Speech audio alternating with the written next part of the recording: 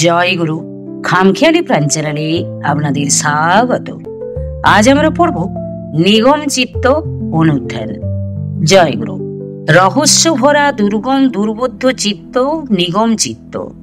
রহস্যবিদ ছাড়া সেই দিব্য চিত্তের অনুধ্যান আর কাহারও দ্বারা সম্ভবপর নয়।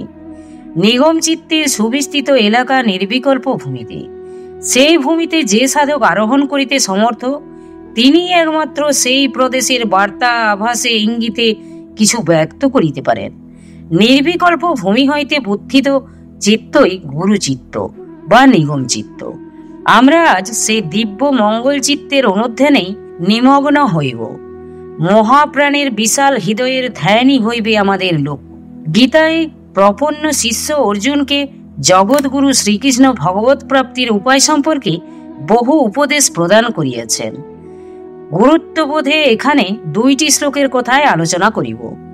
মচ্চিত্তা মদগত প্রাণা বোধয়ন্ত পরস্পরম কথয়ন্তশ্চ মাং নিত্যং তুষ্যন্তি চ রমন্তি চ তেষাং সতত যুক্তানাং ভজতাং প্রীতিপূর্বকং দমামি বুদ্ধিযোগং তং যেন মামু পজান্তিতে। ভগবানের শ্রীমুখ নিঃসৃত বাণী মচ্চিতা মদগত প্রাণা বোধয়ন্ত পরস্পরম। এই রূপ অধিকারী অর্থাৎ যাহারা মচিত্ত এবং মদগত প্রাণ, তাহারাই আমাকে অর্থাৎ ভগবানকে লাভ করিয়া থাকে। মচিত্ত মদগত প্রাণ হইয়া পরস্পর পরস্পরের সঙ্গে ভাব বিনিময় অর্থাৎ ভাবের আদান প্রদান করিবে, ইহাই শ্রী ভগবানের অভিপ্রেত। গুরুগত চিত্ত গুরুগত প্রাণ হইতে না পারিলে যথার্থ ভাবের সঙ্গে সাক্ষাৎই হইবে না। যিনি যতখানি গুরুগত প্রাণ গুরুগত চিত্ত হইতে পারিবেন, তিনি ততখানি গুরুচিত্ত বুঝিতে সমর্থ হইবেন। গুরুর অন্তর্নিহিত ভাব বা উদ্দেশ্য বুঝিতে হইলে গুরুগত চিত্ত গুরুগত প্রাণ হইতে হইবে। এক কথায় গুরুতে সম্পূর্ণভাবে তন্ময় চিত্ত হইতে পারিলে সেই উপযুক্ত শুদ্ধ আধারেই গুরুভাব সংক্রামিত হয়। ভাব বিনিময় তখনই করা চলে। উপরোক্ত শ্লোক দুইটিতে ভগবান তাৎপর্যগর্ভ দুইটি পরিভাষা ব্যবহার করিয়াছেন। ভগবত বচন হৃদয়ঙ্গম করিতে হইলে গভীর ধ্যান চিত্ততার আবশ্যক। উপর ভাষা মন দিয়া কখনো রহস্যার্থ বুঝিতে পারা যায় না। মচিত্ত এবং মদগত প্রাণ এই দুইটি ভগবত প্রাপ্তির অমূল্য সংকেত। ভগবানের শ্রীমুখ নিঃসৃত এই দুইটি পরাবাকের তাৎপর্য বা রহস্যার্থ আবিষ্কারের জন্য এক্ষণে অনুধ্যান করা যাক। গভীর ধ্যান চিত্ততা ব্যতীত ভগবৎবাণীর তাৎপর্য হৃদয়ঙ্গম হইবে না। প্রথমেই মচিত্ত বলিতে কি বুঝায় তাহা লইয়াই অনুধ্যান করি। ভগবান অর্জুনকে বলিলেন, মচিত্ত হও। কথাটা বলা সহজ, হওয়া অত্যন্ত কঠিন। বহু জন্মের ক্রমিক উন্নতিতে তবে সেই ভূমি বা পদবি লাভ করা যায়। এই জন্যই হাজার হাজার ভক্তদের মধ্যে কচিত কোনো ভাগ্যবান ভক্ত তত্ত্বত ভগবানকে জানিতে পারেন, ইহাও বলিয়াছেন স্বয়ং ভগবানই। এই জন্যই হাজার হাজার ভক্তদের মধ্যে কচিত কোনো ভাগ্যবান ভক্ত তত্ত্বত ভগবানকে জানিতে পারেন, ইহাও বলিয়াছেন স্বয়ং ভগবানই। ভগবান বা গুরু চিত্তের নাগাল পাওয়া সহজ কথা নয়। বাহ্যিক রূপের সঙ্গে চক্ষুর ইন্দ্রিয়ের সংযোগ হইলেই রূপ প্রত্যক্ষ হয়। ইহার মধ্যেও আরেকটি কথা আছে, মনসংযোগ না হইলে চোখ মেলিয়া চাহিয়া থাকিলেও সম্মুখস্থ স্থূল রূপও দেখা যায় না। ইন্দ্রিয়ের পেছনে আছে মন। মনোযোগ না দিলে কেবল বাহ্যিক ইন্দ্রিয় দ্বারা রূপের প্রত্যক্ষ হয় না। ক্ষিপ্ত বিক্ষিপ্ত বা মূঢ় মন লইয়া ঠাকুর দেবতার রূপও প্রত্যক্ষ গোচরীভূত হয় না। স্থূল রূপ দেখিতে হইলেও মনের একাগ্রতা প্রয়োজন হয়। প্রত্যাহারের সাধনা দ্বারা মনকে রূপ বিশেষ সংলগ্ন করিতে না পারিলে সম্মুখস্থ রূপেরও দর্শন মিলে না। ভগবানের বা গুরুর মূর্তি ধ্যানের বেলাতেও কথাটা খাটে। ভগবানের রূপ দর্শন বরঞ্চ সহজ, কিন্তু ভগবানের চিত্তের ধ্যান করা সহজ নয়। গুরুর রূপ ধ্যান এক কথা, আর চিত্তের ধ্যান আরেক কথা। ভগবানের চিত্তকে ধরিতে পারিলে তবেই না তদ্গত চিত্ত হওয়া সম্ভবপর। ভগবানের চিত্তের আকার বা রূপ বর্ণনা আছে কি কোথাও? বিভূতি যোগে ব্যাপ্তির কথা পাই, কিন্তু চিত্তের উল্লেখ মিলে কি? ভগবান তো নির্লিপ্ত, উদাসীন, আকাশবৎ। তাহা হইলে মচিত্ত হওয়ার অর্থ কি আকাশের মতো অনুকম্পাবিহীন নির্লিপ্ত হওয়াকে বোঝায়? মন বুদ্ধি চিত্তের ঊর্ধ্বে আরেক মন বুদ্ধি চিত্ত আছে কি? মনের মন, প্রাণের প্রাণ, চিত্তের চিত্তই কি ভগবানের? তাহারই বা ধারণা করা যায় কি প্রকারে? ধারণাতেই যদি না আসে, তবে তাহার ধ্যানই বা হইবে কি প্রকারে? আগে চাই ধারণা, তারপর তো ধ্যান, তার পরের কথা সমাধি। গুরুর চিত্ত ভগবানের চিত্তকে ধরিবার উপায় কি? একটা সাধারণ মানুষকেও বাহির হইতে দেখিতে পাওয়া যায়, কিন্তু সাধারণ মানুষেরও মনটাকে বা চিত্তকে ধরা বা উপলব্ধির মধ্যে আনা সহজ নহে। আমরা প্রাকৃত যুগে মানুষের স্থূলরূপকেই ভালোবাসিতে পারি, কিন্তু যাহাকে ভালোবাসি তাহার মনকে কি আমরা ভালোবাসি? মনকে ধরিয়া, মনকে বুঝিয়া চলিতে পারিলে জগতে বোধ হয় এত অশান্তি এবং দ্বন্দ্ব থাকিত না। মন বুদ্ধির অগোচর যিনি, তাহাকে ধরা তো আরো কঠিন বা সাধারণের পক্ষে একরূপ অসম্ভব ব্যাপার। গীতায় ভগবান মচ্চিত্ত হওয়ার উপদেশ দিয়েছেন। তাহা হইলে ভগবানেরও একটা চিত্ত আছে, কিন্তু কথা হইল ভগবত চিত্তের ধারণা করিব কি প্রকারে? আকাশের কি হৃদয় আছে, অনুকম্পা আছে? না, তা তো নাই। কিন্তু ভগবানও কি, গুরুও কি তাহা হইলে হৃদয়হীন? যিনি নির্দয়, নিষ্ঠুর, অনুকম্পাহীন, আকাশবৎ, নির্লিপ্ত, নির্বাক, এইরূপ ভগবান বা ঠাকুর দিয়া আমাদের কি প্রয়োজন? অবতারদের মর্ত দেহ ধারণের একমাত্র কারণই নাকি সর্বভূতানুগ্রহ, সর্বভূতানুকম্পা? অনুকম্পা, দয়া, অনুগ্রহ, করুণা এইগুলি তো হৃদয়ের সুকোমল বৃত্তি। উদাসীনের অন্তরে তো করুণা দেখা যায় না। তাহা হইলে আমরা এই সিদ্ধান্ত করিতে পারি যে ভগবান বা গুরু অপার করুণার বারিধি।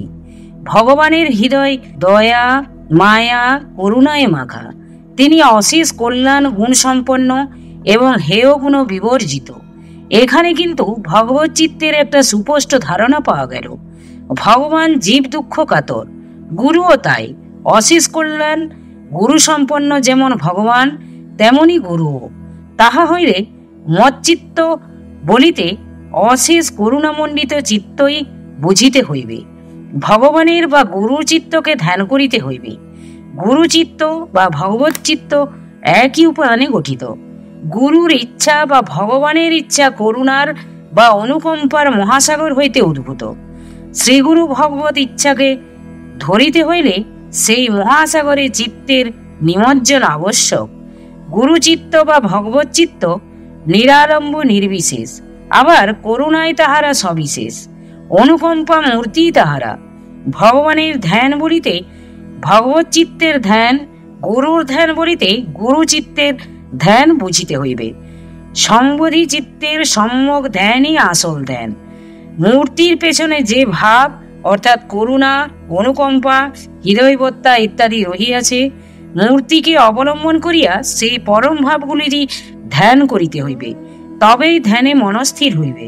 ধ্যান বলিতে জড়পিণ্ডের ধ্যানকে বোঝায় না। চিত্ত স্থিরের আগে উপায়ের কথায় ভগবান বলিয়াছেন। যোগ শাস্ত্রকার পতঞ্জলিও মচ্চিত্ত হওয়ার মতোই আরেকটি সূত্রের সঙ্গে আমাদের পরিচয় করাইয়া দিয়াছেন। তিনি বলিয়াছেন, বিতরাগ বিষয়ং বা চিত্তং। আসক্তিবিহীন মুক্ত পুরুষের চিত্তে চিত্ত সমাধান করিলেও স্থিতিপদ লাভ করা যায়। এখানেও বিতরাগীর চিত্তকে ধ্যান করিবার কথা বলা হইয়াছে। যোগেশ্বর শ্রীকৃষ্ণ ও মচ্চিত্ত বলিতে বোধ হয় বাসনা, কামনা, আসক্তি বিরহিত চিত্তের ইঙ্গিতই করিয়াছেন। নির্মল চিত্তের ধ্যানেই চিত্ত নির্মল হইবার কথা। মলিন চিত্তের ধ্যান করিলে উপকার অপেক্ষা অপকারের সম্ভাবনাই বেশি। ভগবানের চিত্ত, গুরুর চিত্ত সম্পর্কে সর্বপ্রথমেই চাই একটা পরিষ্কার ধারণা। গুরু চিত্ত বা ভগবত চিত্তের ধারণা যেখানে সুস্পষ্ট, সেখানে ধ্যানের সংযোগ হতে বেশি সময় লাগে না। আমরা প্রাথমিক কর্তব্য না করিয়াই পরের ধাপে লাফাইয়া উঠিতে চাই। এই জন্য ধ্যানের ক্ষেত্রেও এই ব্যর্থতা পরিলক্ষিত হয়। সর্বাগ্রে গুরুচিত্ত ভগবত চিত্তের একটা ধারণা সঞ্চয় করিতে হইবে। তারপর রূপ গুণ এবং লীলার অনুচিন্তন করা কর্তব্য। প্রাথমিক কর্তব্য অসমাপ্ত রাখিয়াই পরের কর্তব্যে হাত দিলে বিফল মনোরথ হইতে হইবে। ভগবানের বা মুনি ঋষির কথায় ফাঁক নাই। ভগবান বা আচার্যগণ চিত্ত ধ্যানের কথাই বলিয়াছেন। ভাববিহীন মূর্তি নিষ্প্রাণ। এইবার ভগবানের মদগত প্রাণা কথাটির তাৎপর্য অনুধাবন করা যাক। ভগবান বা গুরুচিত্ত নিষ্প্রাণ নহে, জীবজগতের দুঃখে তাহারা বিচলিত। পাথর নড়ে না, কিন্তু প্রাণবান সচল। অথচ জগন্নাথের সচল মূর্তি জগৎগুরু। অর্জুনকে ভগবান প্রথমে উপদেশ দিলেন, মচ্চিত্ত হও। মচ্চিত্ত হইলে মদগত প্রাণা না হইয়া থাকিতে পারা যায় না। এই জন্যই দেখি যে মুহূর্তে অর্জুন পুরোপুরি মচ্চিত্ত অর্থাৎ ভগবত চিত্ত হইতে পারিয়াছিলেন, সেই মুহূর্তেই তাহার কণ্ঠ হইতে করিষ্যে বচনং তব এই বাণী উচ্চারিত হইয়াছিল। গুরুচিত্তের সঙ্গে যে শিষ্যের চিত্ত এক হইয়া গিয়াছে, তাহার মধ্যে কি গুরুর ইচ্ছা, অভিপ্রায় ভিন্ন ব্যক্তিগত মতলববাজির স্থান হইতে পারে? আমরা অনেক সময় গুরুর নিষ্প্রাণ রূপের ধ্যান করি, কিন্তু অনুকম্পাতে পরিপূর্ণ গুরুচিত্তের ধ্যান করি না। শিষ্যচিত্ত গুরুচিত্তের আধার না হইলে সেখানে গুরুর প্রীতিজনক কর্ম শিষ্যের দ্বারা কখনো সম্ভবপর নয়। আত্মপ্রীতি এক কথা, গুরুপ্রীতি আরেক কথা। ধ্যানের প্রথম অবস্থায় দ্বৈতবোধ অর্থাৎ দুটি চিত্তের বোধ থাকিলেও পরিশেষে শিষ্যের জীবত্বের বিলয় ঘটে। দুই চিত্তের ঠোকাঠুকি বা দ্বন্দ্ব আর তখন থাকে না। গুরুচিত্ত আসিয়া শিষ্যচিত্তকে গ্রাস বা আত্মসাৎ করিয়া ফেলে। তখন থাকে মাত্র একটি চিত্ত, একটি হিয়া। সেই চিত্তই ভগবত চিত্ত বা গুরুচিত্ত। এই চিত্তের ধ্যান বা স্মরণ মননই আমাদের প্রথম হইতে করা কর্তব্য। গুরুর প্রাণে প্রাণ মিশাইয়া দেওয়া যায়। গুরুগত প্রাণ শিষ্যের মধ্যে অনিষ্ট চিন্তা, অহংকার, মতলববাজি থাকিতে পারে কি?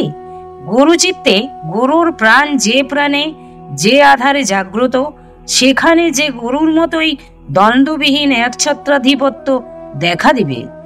অনুকূল প্রতিকূল সকল ভক্ত বা শিষ্যের প্রতি যে গুরু সমদর্শী, তিনি যে সকল আধারে ভগবানকেই দেখেন। ভগবান বা গুরু যে অদোষদর্শী, ক্ষমাভূ, সকলকে ক্ষমা করিয়াই যে তাহারা সকলের হৃদয় জয় করিয়া ফেলিয়াছেন। কংসের মধ্যে, জরাসন্ধের মধ্যে আক্রোশ ছিল, বিদ্বেষ বন্যী ছিল, কিন্তু ভগবানের মধ্যে, গুরুর মধ্যেও কি তাহা থাকিতে পারে? গুরুর চিত্ত আর ভগবত চিত্ত যে এক দিব্য উপাদানে গঠিত। জয় গুরু, জয় গুরু। আজ এই পর্যন্তই। যদি আপনাদের ভালো লেগে থাকে তাহলে চ্যানেলটিকে সাবস্ক্রাইব করে সাথে থাকবেন। জয় গুরু, জয় গুরু।